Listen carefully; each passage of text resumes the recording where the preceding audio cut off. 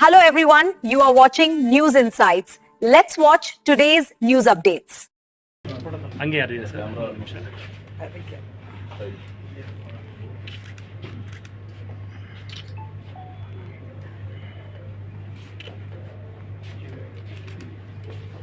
Okay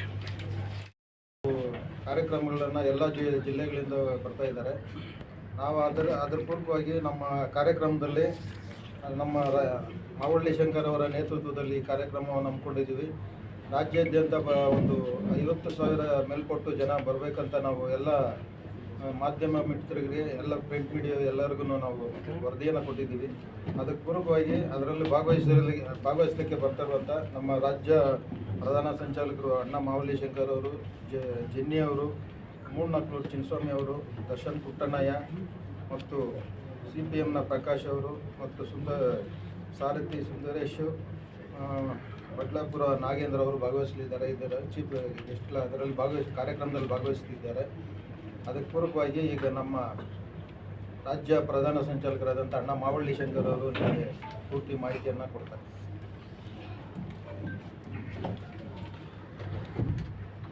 ಆತ್ಮೀಯ ಮಾಧ್ಯಮದ ಕರ್ನಾಟಕ ದಲಿತ ಸಂಘರ್ಷ ಸಮಿತಿ ಅಂಬೇಡ್ಕರ್ ವಾದ ಹಮ್ಮಿಕೊಂಡಿರುವಂಥ ದಲಿತ ಜನಗ್ರಹ ಸಮಾವೇಶ ಜುಲೈ 3ನೇ ತಾರೀಕು ನಮ್ಮ ರಾಜ್ಯದ ರಾಜಧಾನಿ ಇದೆ ಬೆಂಗಳೂರಿನಲ್ಲಿ ಫ್ರೀಡಮ್ ಪಾರ್ಕ್ನಲ್ಲಿ ನಾವು ಹಮ್ಮಿಕೊಂಡಿದ್ದೇವೆ. ಕಳೆದ 2 ತಿಂಗಳಿಂದ ನಾವು ಈ ಜನಗ್ರಹ ಸಮಾವೇಶದ ಯಶಸ್ವಿಗಾಗಿ ನಾಡಿನಾದ್ಯಂತ ನಮ್ಮ ಕಾರ್ಯಕರ್ತರು ಸತತವಾಗಿ ಹಳ್ಳಿಗಳಲ್ಲಿ ಹೋಗಿ ಜನರನ್ನು ಸಂಘಟಿಸುವ ಕೆಲಸವನ್ನು ಮಾಡ್ತಾ ಇದ್ದಾರೆ. ದಲಿತ ಚಳವಳಿ ಕಳೆದ 5 ದಶಕಗಳಲ್ಲಿ ನಾಡಿನ ಎಲ್ಲ ದಮನಿತ ಸಮುದಾಯಗಳ ದನಿಯಾಗಿ ಅದು ಕೆಲಸ ಮಾಡಿದೆ. ಕೆಲವರು ಕೇಳ್ತಾರೆ, ಏನು ದಲಿತ ಸಂಘರ್ಷ ಸಮಿತಿ ಏನು ಮಾಡಿದೆ ಅಂತ ಹೇಳಿ ಕೆಲವರು ಪ್ರಶ್ನೆ ಮಾಡೋದನ್ನು ಕೂಡ ನಾವು ಕೇಳಿದ್ದೇವೆ. ದಲಿತ ಸಂಘರ್ಷ ಸಮಿತಿ ಹುಟ್ಟಿದ್ದೆ ಅದು ಒಂದು ಸಾಮಾಜಿಕ ಅನ್ಯಾಯದ ವಿರುದ್ಧ, ಆರ್ಥಿಕ ಅಸಮಾನತೆಯ ವಿರುದ್ಧ ದಲಿತ ಸಂಘರ್ಷ ಸಮಿತಿ ಜನ್ಮ ತಾಳಿದ್ದು. ಪ್ರೊಫೆಸರ್ ಬಿ ಕೃಷ್ಣಪ್ಪನವರು, ದೇವನೂರು ಮಹಾದೇವ ಅವರು, ಸಿದ್ಧಲಿಂಗಯ್ಯನವರು ಆದಿಯಾಗಿ ಅನೇಕ ನಮ್ಮ ಹಿರಿಯರು ಪೂರ್ವಿಕರು ಈ ಚಳವಳಿಯನ್ನು ಕಟ್ಟಿದ್ರು. ಅದೀಗ ನಾಯಕತ್ವದ ಬೇರೆ ಬೇರೆ ನಾಯಕತ್ವಗಳ ಮೂಲಕ ಈಗ ಮುಂದುವರಿತಾ ಇದೆ. ಕರ್ನಾಟಕದಲ್ಲಿ ಈ ದಮನಿತ ಸಮುದಾಯಗಳು, ವಿಶೇಷವಾಗಿ ಪರಿಶಿಷ್ಟ ಜಾತಿ ಮತ್ತು ವರ್ಗಗಳಿಗೆ ಒಂದು ಸ್ವಾಭಿಮಾನದ ಪ್ರಜ್ಞೆ ಮತ್ತು ಒಂದು ಪ್ರಶ್ನಿಸುವ ಧ್ವನಿಯಾಗಿ ಬಂದಿದ್ದು ದಲಿತ ಸಂಘರ್ಷ ಸಮಿತಿ ಅನ್ನೋದನ್ನು ನಾವಿಲ್ಲಿ ತಿಳ್ಕೋಬೇಕಾಗತ್ತೆ.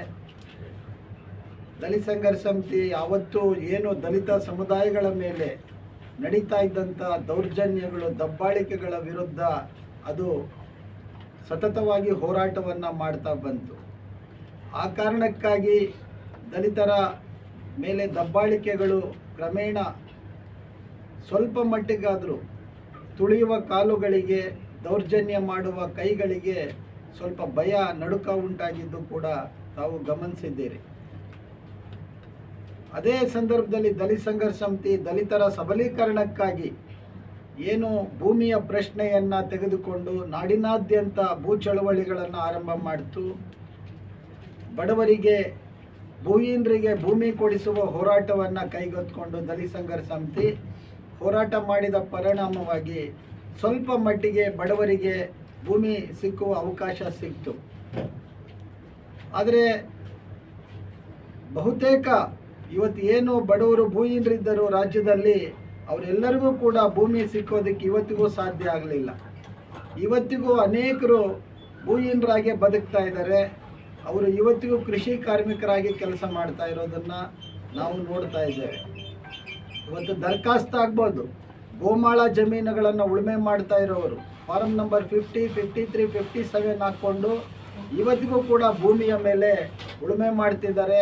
ಅವರಿಗೆ ಭೂ ಮಂಜೂರಾತಿ ಮಾಡ್ತಾ ಇಲ್ಲ ಸರ್ಕಾರ.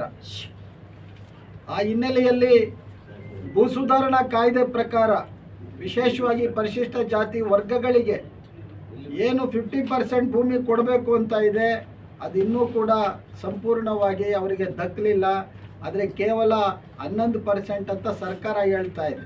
ಆ 11%ಅಲ್ಲೂ ಕೂಡ ಇವರಿಗೆ ಸಿಕ್ಕಿರೋದು ಎಲ್ಲ ಉಳುಮೆ ಮಾಡಲಾರದಂಥ ಭೂಮಿಗಳು, ಮಳೆ ಆಶ್ರಿತ ಭೂಮಿಗಳು. ಅಲ್ಲಿ ಯಾವುದೇ ಕಾರಣಕ್ಕೂ ಆ ಭೂಮಿಯಲ್ಲಿ ಏನೂ ಬೆಳೆ ಬೆಳೀಲಾರ್ದಂಥ ಭೂಮಿಯನ್ನು ಈ ಸಮುದಾಯ ಹೊಂದಿದೆ. ಎಲ್ಲೂ ಕೂಡ ನೀರಾವರಿ ಪ್ರದೇಶಗಳಲ್ಲಿ ಇವರ ಭೂಮಿಯ ಹೊಂದಿರುವ ಪ್ರಮಾಣ ತುಂಬ ಅತ್ಯಲ್ಪ ಅನ್ನೋದನ್ನು ನಾವಿಲ್ಲಿ ಗಮನಿಸಬೇಕು. ಹಾಗಾಗಿ ಸರ್ಕಾರ ಏನು ಕಾನೂನಾತ್ಮಕವಾಗಿ ಈ ಸಮುದಾಯಗಳಿಗೆ ದಕ್ಕಬೇಕಾದಂಥ ಭೂಮಿಯನ್ನು ಕೊಡಿಸುವ ಕೆಲಸವನ್ನು ಅವರು ಮಾಡಬೇಕು. ಇನ್ನು ವಸತಿ ಸಮಸ್ಯೆ ಬಂದರೆ ಅಗಾಧವಾದಂಥ ಸಮಸ್ಯೆಯಾಗಿ ಉಳಿದಿದೆ. ಇವತ್ತಿಗೂ ಕೂಡ ಅನೇಕರು, ನೀವು ಹಳ್ಳಿಗಳಿಗೆ ಹೋದಾಗ, ಕೊಳಗೇರಿಗಳಿಗೆ ಹೋದಾಗ ಗೊತ್ತಾಗುತ್ತೆ ಈ ಜನ ಯಾವ ಥರ ಬದುಕ್ತಾ ಇದ್ದಾರೆ ಅಂತ ಹೇಳಿ. ಇವತ್ತಿಗೂ ಬಡವರು ಬೀದಿಗಳಲ್ಲಿ ಬದುಕ್ತಾ ಇರೋದನ್ನು ನಾವು ನೋಡ್ತಾ ಇದ್ದೇವೆ.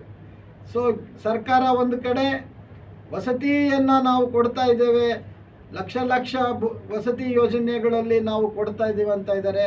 ಆದರೆ ಕೊಟ್ಟಿರೋದಕ್ಕೆ ಯಾವುದೂ ದಾಖಲೆಗಳಿಲ್ಲ ಇವತ್ತು. ಸೊ ಹೀಗಾಗಿ ವಸತಿ ಸಮಸ್ಯೆ ಬಿಗಡಾಯಿಸ್ತಾ ಇದೆ. ನಿರುದ್ಯೋಗದ ಸಮಸ್ಯೆ, ವಿಶೇಷವಾಗಿ ತಳ ಸಮುದಾಯಗಳಲ್ಲಿ ವಿದ್ಯಾವಂತ ಯುವಕರು ಇವತ್ತು ಅವರು ಪದವಿಗಳು ಪಡ್ಕೊಂಡಿದ್ದಾರೆ. ಅವರು ಸ್ನಾತಕೋತ್ತರ ಪದವಿಗಳನ್ನು ಪಡ್ಕೊಂಡು ಇವತ್ತು ಉದ್ಯೋಗ ರಹಿತರಾಗಿ ಓಡಾಡ್ತಾ ಇದ್ದಾರೆ. ಇವತ್ತು ಸುಮಾರು 2.5 ಲಕ್ಷ ಹುದ್ದೆಗಳು ಖಾಲಿ ಇದ್ದಾವೆ ಇವತ್ತು ಸರ್ಕಾರದಲ್ಲಿ. ಈಗ ಇತ್ತೀಚೆಗೆ ಸರ್ಕಾರ 56,000 ಹುದ್ದೆಗಳನ್ನು ನಾವು ನೇಮಕ ಮಾಡ್ತೀವಿ ಅಂತ ಹೇಳಿದ್ದಾರೆ. ಈಗ ಮೊನ್ನೆ 72,000 ಹುದ್ದೆಗಳಂತ ಹೇಳ್ತಾ ಇದ್ದಾರೆ. ಏನೇ ಆಗಲಿ ಸರ್ಕಾರ ಈ ಕ್ರಮವನ್ನು ನಾವು ಸ್ವಾಗತಿಸ್ತೇವೆ.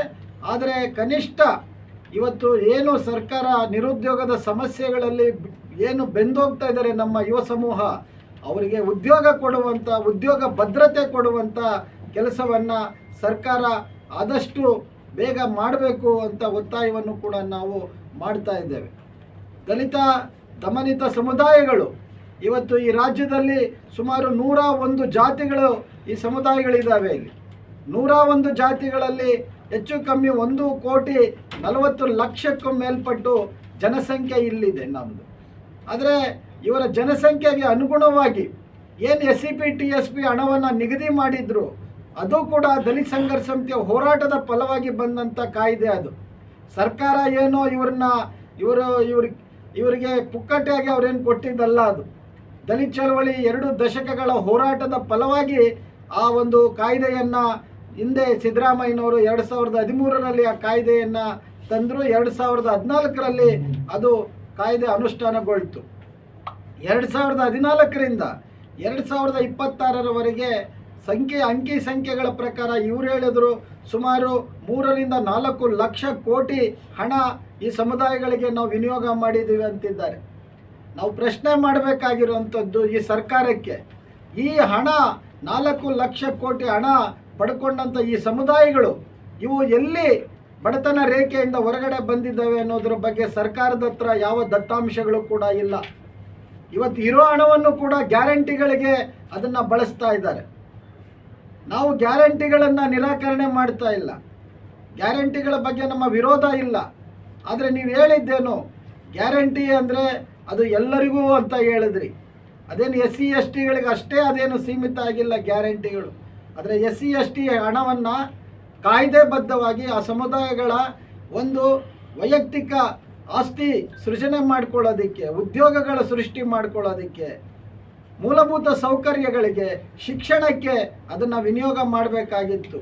ಆದರೆ ಇವತ್ತು ನೀವು ನಿಗಮಗಳಿಗೆ ಹೋದರೆ ನಿಗಮಗಳಲ್ಲಿ ಅರ್ಜಿಗಳು ಕೊಳಿತಾ ಬಿದ್ದಿದ್ದಾರೆ. ಇವತ್ತು ಭೂಮಿ ಒಡೆತನ ಯೋಜನೆ ಅದು ಜಾರಿಯಾಗಿ ಎಷ್ಟೋ ವರ್ಷ ಆಗಿದೆ, ಇವತ್ತಿಗೂ 1 ಎಕರೆ ಭೂಮಿ ಕೊಡೋಕ್ಕೆ ಸರ್ಕಾರದ ಕೈಲಾಗ್ತಾ ಇಲ್ಲ. ISB ಸ್ಕೀಮ್ಸ್ಗಳು ಕೂಡ ಅಷ್ಟೇ.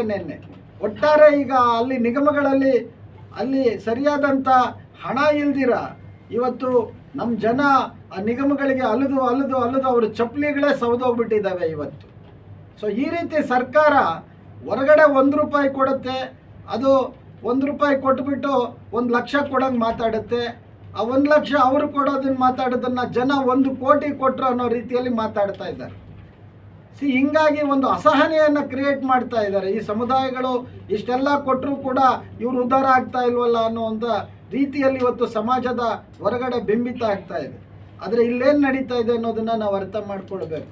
ಹೀಗಾಗಿ ಅನೇಕ ಸಮಸ್ಯೆಗಳಲ್ಲಿ ಇವತ್ತು ಈ ಸಮುದಾಯಗಳು ಇವತ್ತು ಬಳಲ್ತಾ ಇದ್ದಾವೆ. ಇವತ್ತು ಹಿಂದುಳಿದ ಸಮುದಾಯಗಳು ಮತ್ತು ಅಲ್ಪಸಂಖ್ಯಾತ ಸಮುದಾಯಗಳ ಅವರ ಪರಿಸ್ಥಿತಿಗಳು ಎಷ್ಟು ಅವು ಹೀನಾಯವಾಗಿದೆ ಅನ್ನೋದರ ಬಗ್ಗೆ ನಾವೇನು ನಿಮ್ಗೆ ಹೆಚ್ಚಿಗೆ ಹೇಳಬೇಕಾಗಿಲ್ಲ. ಆ ಹಿನ್ನೆಲೆಯಲ್ಲಿ ಇವತ್ತು ನಾವು ಈ ಕಾರ್ಯಕ್ರಮವನ್ನು ತುಂಬ ಹಿಂದೆನೇ ಆಯೋಜನೆ ಮಾಡಿದ್ವಿ. ಆದರೆ ಬದಲಾದ ರಾಜಕೀಯ ನಾಯಕತ್ವದ ಕಾರಣಕ್ಕೆ ಅದನ್ನು 2 ಬಾರಿ ಮುಂದೂಡುವ ಪ್ರಸಂಗ ಬಂತು. ಈಗ 3ನೇ ತಾರೀಕು ಈಗಾಗಲೇ ನಾವು ನಿರ್ಧಾರ ಮಾಡಿದ್ದೀವಿ. ಸರ್ಕಾರಕ್ಕೆ ಒಂದು ಎಚ್ಚರಿಕೆಯ ಗಂಟೆ ಇವತ್ತು ನಾವು ಎಚ್ಚರಿಕೆಯನ್ನು ಕೂಡ ಕೊಡ್ತಾ ಇದ್ದೀವಿ. ಇವತ್ತು ಇದೇ ಸರ್ಕಾರ ಅಧಿಕಾರಕ್ಕೆ ಬರೋದಕ್ಕೆ, ಕಾಂಗ್ರೆಸ್ ಪಕ್ಷ ಅಧಿಕಾರಕ್ಕೆ ಬರೋದಕ್ಕೆ ಏನು 2022ರಲ್ಲಿ ದಲಿತ ಸಂಘರ್ಷ ಸಮಿತಿ ನಡೆಸಿದಂಥ ದೊಡ್ಡ ಸಮಾವೇಶ, ಸುಮಾರು 2 ಲಕ್ಷಕ್ಕೂ ಮೇಲ್ಪಟ್ಟು ಜನ ನಮ್ಮ ಈ ಸಮುದಾಯಗಳು ಸೇರಿದ್ರು. ನಮ್ಮ ಕರೆಗೆ ಹೋಗುಟ್ಟಂಥ ಜನ ಈ ಸರ್ಕಾರ ಬರೋದಕ್ಕೆ ಕಾರಣ ಆದರು. ಆದರೆ ಸರ್ಕಾರ ಇವತ್ತು ಬಲಾಢ್ಯರ ಪರವಾಗಿದೆ, ಬಂಡವಾಳಿಗರ ಪರವಾಗಿದೆ.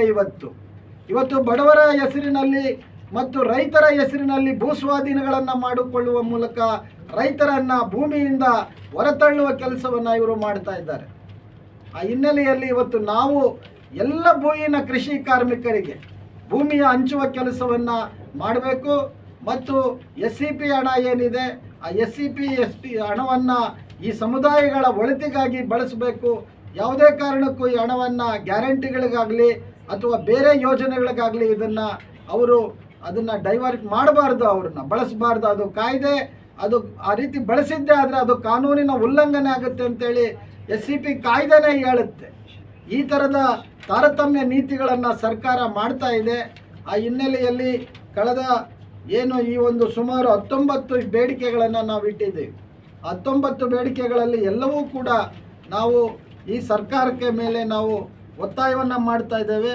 ವಿಶೇಷವಾಗಿ ಹಿಂದಿನ ಸರ್ಕಾರ ಸಿದ್ದರಾಮಯ್ಯನವರಿದ್ದಾಗ ಅವರು ವಿಶೇಷ ಅಧಿವೇಶನವನ್ನು ನಾವು ಕರಿತೀವಿ, ನಿಮ್ಮ ಬೇಡಿಕೆಗಳ ಬಗ್ಗೆ ಸಂಪೂರ್ಣವಾಗಿ ನಾವು ಅಲ್ಲಿ ಚರ್ಚೆ ಮಾಡ್ತೀವಿ ಅನ್ನುವಂಥ ಮಾತನ್ನು ಬಜೆಟ್ ಘೋಷಣೆ ಮಾಡಿದ್ದಾರೆ ಸಿದ್ದರಾಮಯ್ಯನವರು. ಅದರ ಪ್ರಕಾರ ಈಗ ಮುಖ್ಯಮಂತ್ರಿಗಳಾಗಿದ್ದಾರೆ ಸನ್ಮಾನ್ಯ DK ಶಿವಕುಮಾರ್ ಅವರು ಕೂಡಲೇ ವಿಶೇಷ ಅಧಿವೇಶನ ಕರಿಬೇಕು. ಅಧಿವೇಶನಕ್ಕಿಂತ ಮುನ್ನ ದಲಿತ ಸಂಘರ್ಷ ಸಮಿತಿಯ ಚಳವಳಿಗಳನ್ನು ಕರೆದು ಅವರು ಚರ್ಚೆ ಮಾಡಬೇಕು. ಇದುವರೆಗೂ ಕೂಡ ಸಾಮಾಜಿಕ ನ್ಯಾಯದ ಬಗ್ಗೆ ನಮ್ಮ ಮುಖ್ಯಮಂತ್ರಿಗಳ ಬಾಯಿಂದ ಇದುವರೆಗೂ ಒಂದು ಶಬ್ದ ಬಂದಿಲ್ಲ ಅಂದರೆ ನಮಗೆ ಒಂದು ರೀತಿ ಆತಂಕ ಆಗ್ತಾ ಇದೆ ಇವತ್ತು. ಯಾಕಂದರೆ ಈ ದೇಶ ಸಂವಿಧಾನಾತ್ಮಕವಾಗಿ ಸಾಮಾಜಿಕ ನ್ಯಾಯ ಅನ್ನುವಂಥದ್ದು ಅದು ಸಾಂವಿಧಾನಿಕ ಹಕ್ಕು. ಅದಕ್ಕೆ ಎಲ್ಲರೂ ಕೂಡ ಅದರ ಪರವಾಗಿರಬೇಕು ಅಂತವನ್ನು ಬಯಸ್ತೀವಿ ನಾವು. ಆ ಹಿನ್ನೆಲೆಯಲ್ಲಿ ಈ ಜನಗ್ರಹ ಸಮಾವೇಶದ ಯಶಸ್ವಿಗೆ ಮಾಧ್ಯಮಗಳು ಕೂಡ ಕೈ ಜೋಡಿಸಬೇಕು. ಯಾಕಂದರೆ ಮಾಧ್ಯಮ ಅದು ಜನರನ್ನು ತಲುಪುವ ಬಹುದೊಡ್ಡ ಅಸ್ತ್ರ. ಆ ಕಾರಣಕ್ಕಾಗಿ ಅಲ್ಲಿ ಬಂದಿರುವಂಥ ಎಲ್ಲ ಮಾಧ್ಯಮ ಮಿತ್ರರಲ್ಲಿ ನಾನು ಮನವಿಯನ್ನು ಮಾಡ್ತೇನೆ. ಹೆಚ್ಚು ಕಮ್ಮಿ ಅದನ್ನು ಹೊಂದಿರೋದು ಕಷ್ಟ. ಆ ಕಾರಣಕ್ಕಾಗಿ ದಾಖಲೆಗಳಿದ್ದಾವೆ ಆ ದಾಖಲೆಗಳನ್ನು ಒದಗಿಸುವ ಕೆಲಸವನ್ನು ಸರ್ಕಾರ ಮಾಡಬೇಕು. ಅವರ ಮನೆ ಬಾಗಿಲಿಗೆ ಆ ದಾಖಲೆಗಳನ್ನು ಒದಗಿಸುವ ಕೆಲಸವನ್ನು ಸರ್ಕಾರ ಮಾಡಬೇಕು. ಇಲ್ಲದೆ ಹೋದರೆ ಈಗಾಗಲೇ ಬೆಂಗಾಲಲ್ಲಿ, ಬಿಹಾರದಲ್ಲಿ ಜನ ಮತದಾನದಿಂದ ವಂಚಿತರಾಗಿದ್ದಾರೆ ಬಹುತೇಕರು ಈ ಸಮುದಾಯಗಳು. ಅದು ಮತ್ತೆ ಕರ್ನಾಟಕದಲ್ಲೂ ಅದು ಮುಂದುವರಿಯುವ ಎಲ್ಲ ರೀತಿಯ ಒಂದು ಸಂಶಯಗಳು ನಮ್ಮನ್ನು ಕಾಡ್ತಾ ಇದ್ದಾವೆ. ಯಾಕಂದರೆ ಈಗಾಗಲೇ BJPಯ ರಾಷ್ಟ್ರೀಯ ಅಧ್ಯಕ್ಷರು ಬಂದು ನವೀನ್ ಅವರು ಹೇಳೋಗಿದ್ದಾರೆ ಮುಂದಿನ ಬಾರಿ ಸರ್ಕಾರ ನಮ್ಮದೇ ಅಂತ.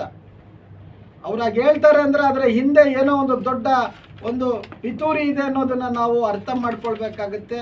ಆ ಹಿನ್ನೆಲೆಯಲ್ಲಿ ವಿಶೇಷವಾಗಿ ನಾವು ಕೂಡ ನಮ್ಮ ಸಮುದಾಯಗಳಲ್ಲಿ ನಾವು ಮನವಿಯನ್ನು ಮಾಡ್ತೇವೆ. ಆದಷ್ಟು ನೀವು ದಾಖಲೆಗಳನ್ನು ಇಟ್ಕೊಂಡು ಇವತ್ತು SIR ಆರಂಭ ಆಗಿದೆ ಅದಕ್ಕೆ ಪೂರ್ಣ ಪ್ರಮಾಣದಲ್ಲಿ ಆ ದಾಖಲೆಗಳನ್ನು ಹೊಂದಿಸುವ ಕೆಲಸಗಳನ್ನು ನಮ್ಮ ಸಮುದಾಯಗಳು ಮಾಡ್ಕೋಬೇಕು. ನಾವು ಕೂಡ ಅದಕ್ಕೆ ಈಗಾಗಲೇ ಅನೇಕ ರೀತಿಯ ತಯಾರಿಗಳನ್ನು ನಾವು ಮಾಡಿದ್ದೇವೆ. ಅದಕ್ಕೆ ಪೂರಕವಾದಂಥ ತರಬೇತಿಗಳನ್ನು ಕೂಡ ನಾವು ಕೊಟ್ಟಿದ್ದೀವಿ.